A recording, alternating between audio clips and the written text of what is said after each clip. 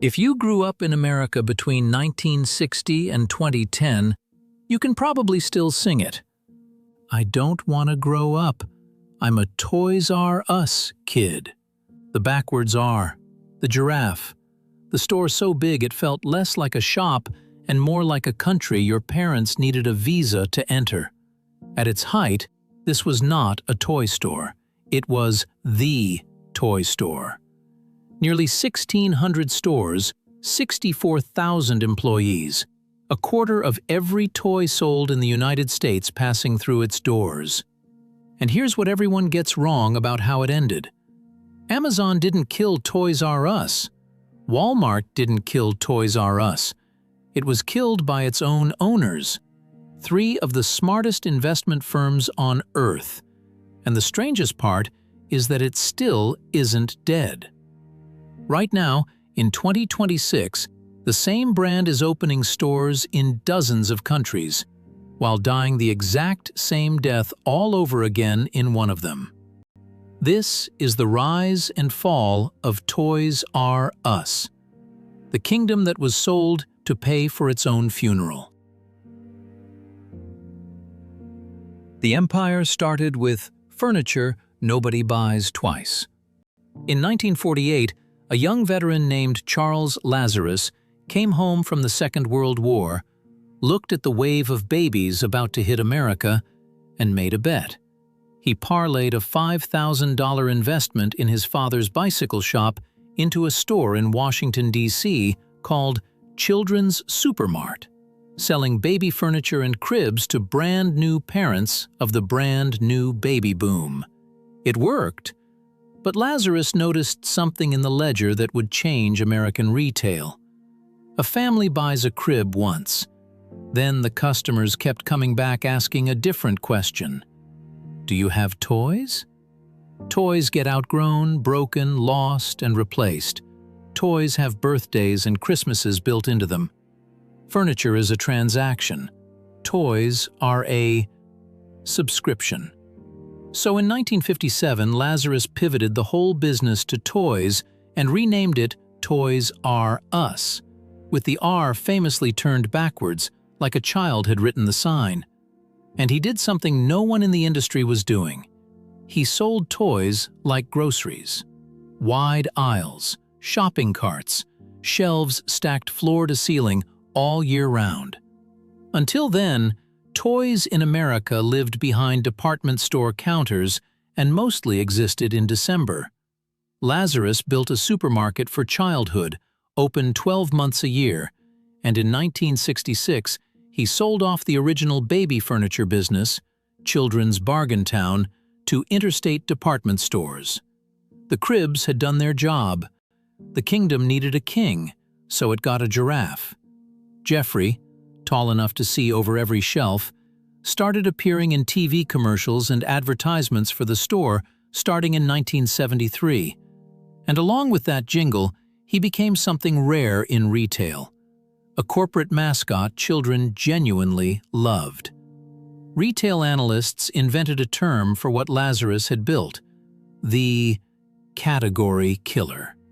Pick one category, stock everything, price it low, kill everyone else. And it kept killing. In 1983 came Kids R Us, selling children's clothing, 146 stores across a 20-year run. In 1996 came Babies R Us, selling diapers, cribs, and car seats, growing to more than 200 stores. By 1990, Toys R Us commanded 25% of all toy sales in America. One toy in four. Charles Lazarus, the crib salesman from D.C., had built the biggest toy store on Earth. Hold on to that number, 25%, because everything that follows is the story of who took it and who took the company. The first enemy didn't sell toys, it sold everything, and that was the problem.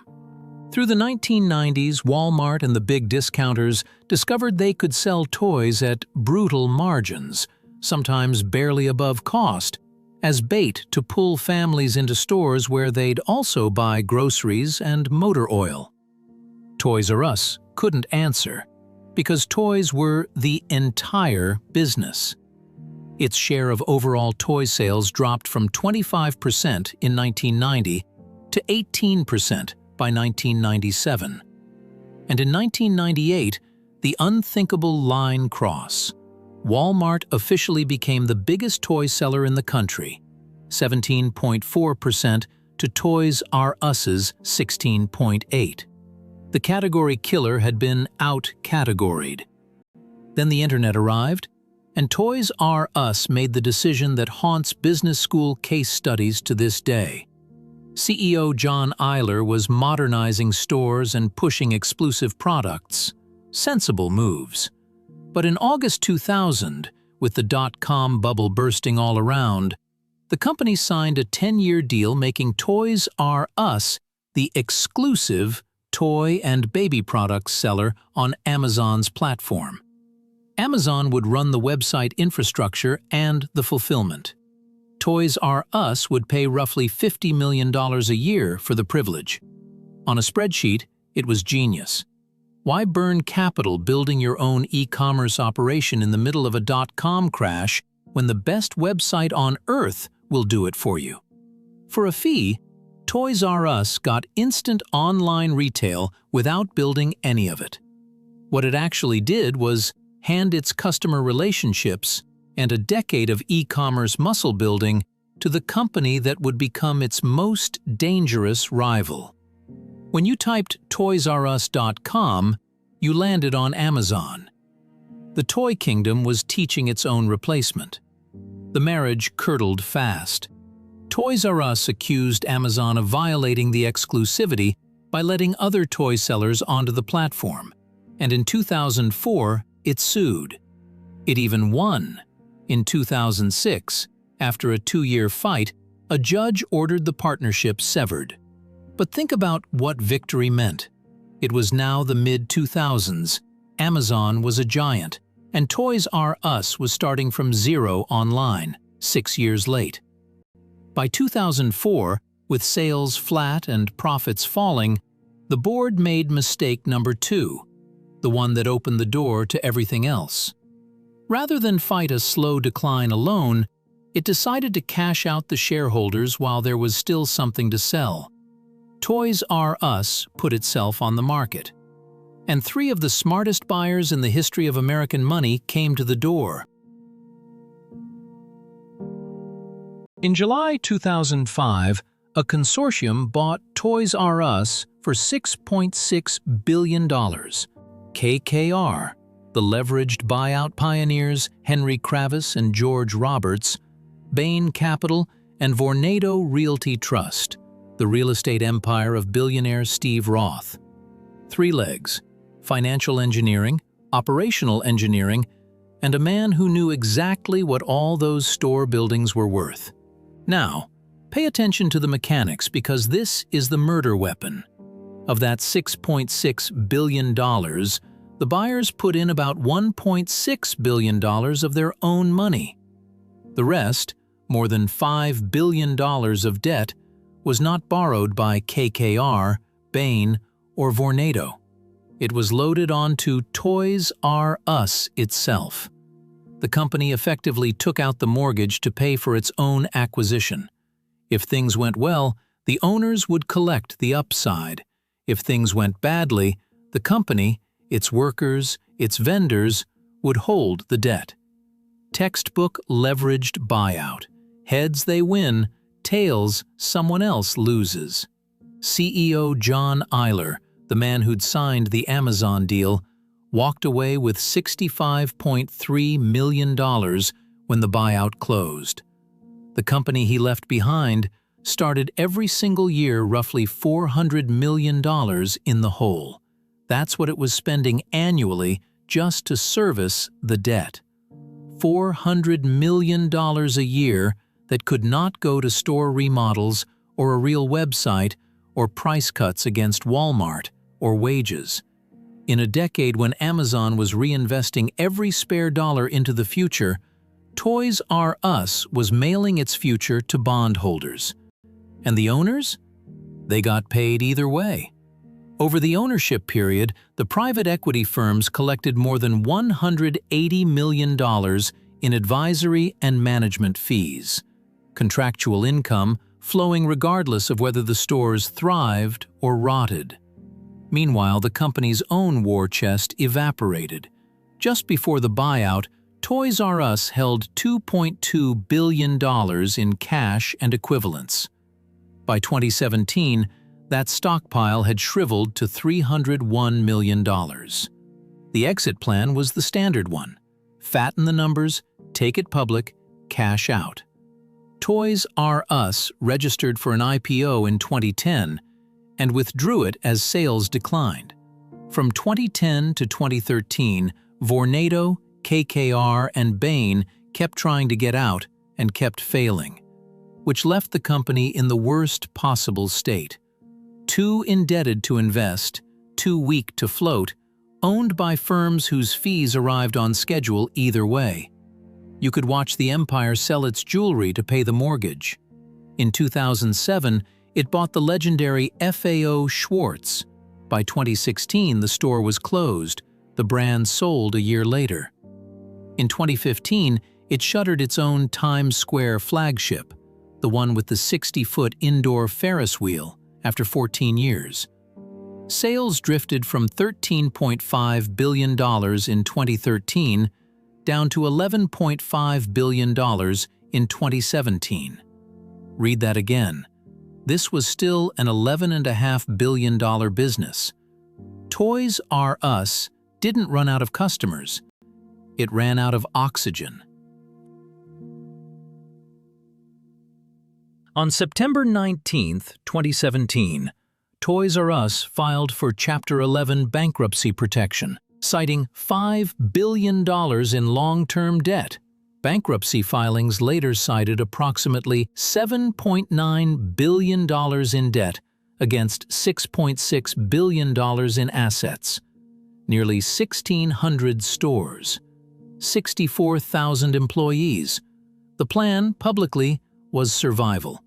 Restructure the debt, keep the shelves full, and power through the holiday season that decides every toy company's year.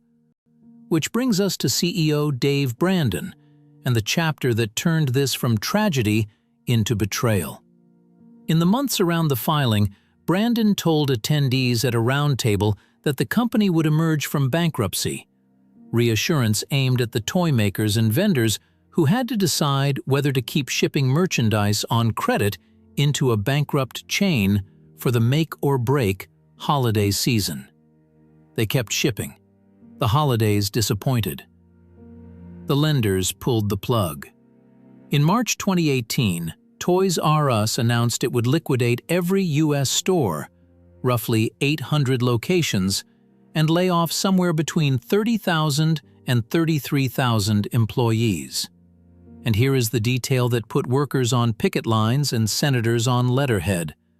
Many of those employees initially got no severance at all.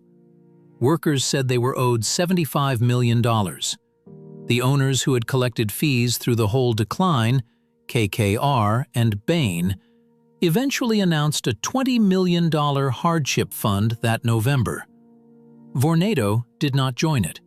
$20 million against $75. In December, a bankruptcy judge approved selling the profitable Asia business to Fung Retailing for $760 million. And 1 week after the liquidation was announced, Charles Lazarus, the founder, the man who'd turned $5,000 and a crib shop into all of this, died at 94. He lived just long enough to watch them schedule the funeral of everything he built. The last U.S. stores closed in June 2018. On the final day, an employee's photo went viral.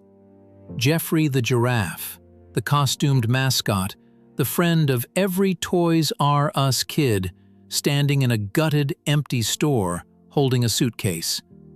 70 years of American childhood summarized in one image of a giraffe being evicted. The reckoning, such as it was, came in paperwork. In March 2020, a trust representing the creditors sued former CEO Dave Brandon and executives and directors tied to Bain Capital, KKR, and Vornado, alleging inappropriate payouts before the September 2017 filing, and accusing Brandon of misrepresenting the company's ability to repay the very vendors he'd reassured, while collecting millions in bonuses and advising fees. In September 2022, after years of litigation, a bankruptcy judge approved a resolution, a confidential settlement. No public verdict, no public number. The workers got a hardship fund, the lawyers got a settlement, and the brand? The brand got embalmed. Because here's the twist the 2018 obituaries missed. Toys R Us never actually died. In January 2019, it re-emerged as a new company, True Kids Inc., led by Richard Berry, a former global chief merchandising officer who had started working at a company store in Wales back in 1985. A true believer running a relaunch that never found its feet. Then, in March 2021, the modern era began. WHP Global, a brand management firm led by Yehuda Schmidman, acquired a controlling interest in True Kids, Toys R Us, Babies R Us, Geoffrey the Giraffe, more than 20 consumer brands. And WHP's model is the exact photographic negative of the company that died. Own no stores, hold no inventory, carry no retail debt. License the magic name to operators around the world and collect the checks. The map caught fire, shop in shops inside Macy's, then country after country, Mexico, the Caribbean, all the way down the Andes, until, by the company's own telling, 2025 was its largest international expansion year ever. 6 new countries, 1,664 stores across 35 of them. And then the homecoming. September 20th, 2025, the first new U.S. flagship of the comeback era opens in Aurora, Illinois, spearheading a plan with Go Retail Group for 10 flagships and 20 holiday shops by year's end. The headlines wrote themselves. Toys R Us is back. But the licensing model didn't cure the disease that killed the original company. It just moved it down a layer, onto the licensees, who carry all the rent, the payroll, the inventory, and the debt, while the brand owner collects either way. Sound familiar? In 2025, the Australian operation fell into voluntary administration and was taken over by Directed Electronics Australia. Then, it was Canada's turn. A major data breach in October 2025, and on February 3, 2026, the filing. Toys R Us Canada was the territory that survived. A separately owned licensee run by Putman Investments. When the American stores died in June 2018, the Canadian chain kept the lights on. For a Canadian kid, Geoffrey never packed his suitcase. Then it started happening anyway, in slow motion. 53 stores closed in 2 years. Picture the last shift at any one of them. A strip mall somewhere in a Canadian winter, snow in the empty parking lot, an employee wheeling out the final pallet of clearance stock past shelves they used to restock every Christmas. They had watched this exact movie in 2018 from the safe side of the border. Now they were in it. And listen to the rhyme. In 2017, Dave Brandon reassured the toy makers, and they kept shipping, and they lost. In 2024 and 2025, Canadian suppliers and landlords shipped and leased to Toys R Us Canada, and then filed a succession of lawsuits to get paid.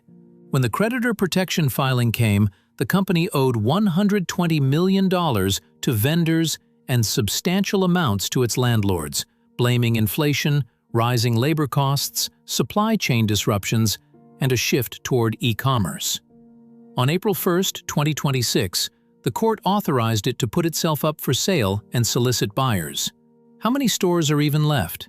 Somewhere between 22 and 38, depending on who's counting, which tells you everything about the fog this brand now lives in. Watch the split screen. In one window, the brand trumpets its greatest expansion in history. In the other, one of its own territories bleeds out from debt and unpaid bills. The same wound, the same script, the 2017 collapse in miniature, right down to the vendors holding the bag. The kingdom didn't come back to life. It learned how to die in installments. Here's what makes Toys R Us worth 20 minutes of your time in 2026. No competitor ever landed the killing blow. Not Walmart in 1998, not Amazon, the company it hired, an $11.5 billion retailer with a quarter-century of children's loyalty, was hollowed out by a mortgage it never chose, taken out by owners who collected their fees on the way down, whose workers got a fraction of what they were owed, and whose creditors settled behind sealed doors. Every step was legal, every step was rational, and a promise 60 years in the making. I don't want to grow up. Turned out to be collateral. That's the lesson, and it has never stopped happening. A brand is a promise, and anything that can be promised can be pledged, leveraged, licensed, and spent by people who never made it. Trust is the slowest thing a company builds, and the easiest thing to borrow against. If this story was worth your time, the next one cuts deeper. An American giant that saw its killer coming a decade early wrote the memo and filed it in a drawer. Subscribe, and you'll be there when it drops.